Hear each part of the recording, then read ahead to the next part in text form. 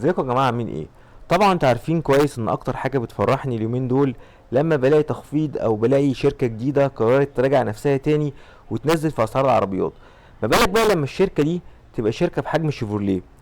شيفورليه عندها عربيه، العربيه دي تعتبر كانت عمود الميزان زمان في السوق، اللي هي الشيفورليه الاوبترا. مين فينا مركبش زمان الشيفورليه الاوبترا؟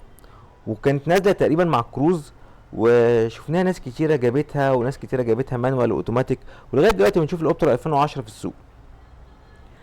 دلوقتي شيفروليه طبعا زي ما احنا عارفين جابت الموديل الجديد بتاعها اللي هو الصيني، وبرضه مشيت شويه وكان فيها شويه مشاكل وبتاع وناس اشتكت شويه من الفتيس، بس العربيه ماشي حالها. الشكل الجديد بتاعها لما نزل كان نزل غالي شويه، وناس كمان كانت بتبيعها باوفر برايس في المحلات ب 60 و70 الف جنيه.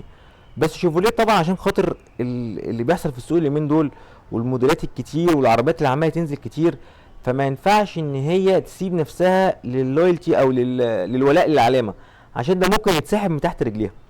عشان كده شيفروليه قررت تعمل ايه بقى؟ شيفروليه قررت تدي تخفيض لاول مره على عربيه شيفروليه اوبترا من ساعه ما نزلت العربيه 20000 جنيه مره واحده. يعني العربيه كانت ثمنها 765000 بقى ثمنها دلوقتي 745000. دي الفئه الاولى، والفئه الثانيه كان ثمنها 790000 دلوقتي بقى ثمنها 770000، يعني خدت خصم 20000 جنيه على الفئتين.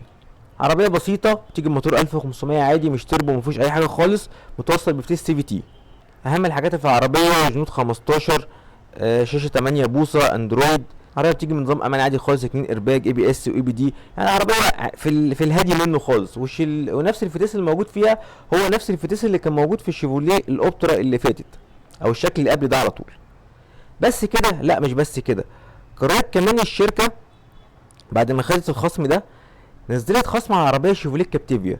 نزلت خصم على الكابتيفيا كام بقى؟ بيوصل ل 350 الف جنيه.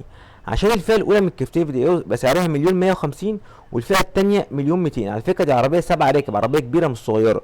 فاكرين لما اتعمل لها اعلان من فتره كده ومع الفنان احمد حلمي ومنى زكي، وكان قاعد هو في اخر كنبه خالص وبتاع. عربيه ظريفه مش وحشه، بس دلوقتي في الفئه السعريه دي في عربيات كتير قوي تاكلها. مواصفات الكابتيفيا ايه بقى؟ لو دخلنا على موقع هتلاقي هنا، هنلاقي طبعا كاتبين السعر بعد الخصم. احنا بنتكلم في خصم كبير يا جماعه، الخصم بيوصل 350 الف جنيه. اهم حاجه بقى في تجهيزات العربيه دي بتيجي بموتور 1500 سي سي، تمام. بس كده؟ لا مش بس كده، العربيه الفتيس بتاعها سي في تي، الخصوص الارضي بتاعها 18 ونص، ده كل ده طبيعي. بتيجي بضمان 150 الف كيلو او 5 سنين. الفئه الاولى من العربيه تيجي 5 مقاعد اللي هي بمليون 150.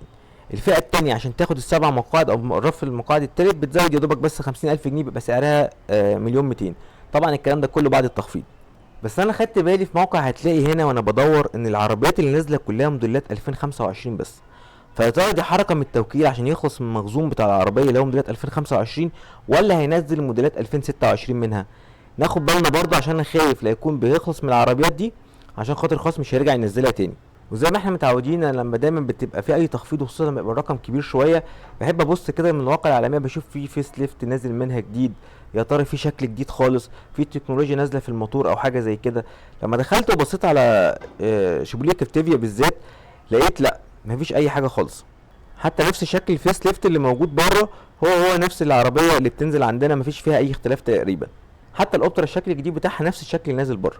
لو خدنا بالنا هنا هنلاقي الخصم على اوبترا موديلات 2026، انما كابتيفيا لغايه دلوقتي مش موجود رسمي اذا كان في منها موديلات 2026 نازله جديده في السوق ولا لا. فناخد بالنا لو احنا عاوزين نشتري العربيه دي نبقى عارفين ان في ريسك بسيط كده اللي ممكن ميبقاش فيها موديلات 2026. وبس ده كان كل حاجه النهارده. زي ما قلت لكم قبل كده نتمنى كل يوم يبقى في تخفيض عشان السوق يبدا يصحح نفسه.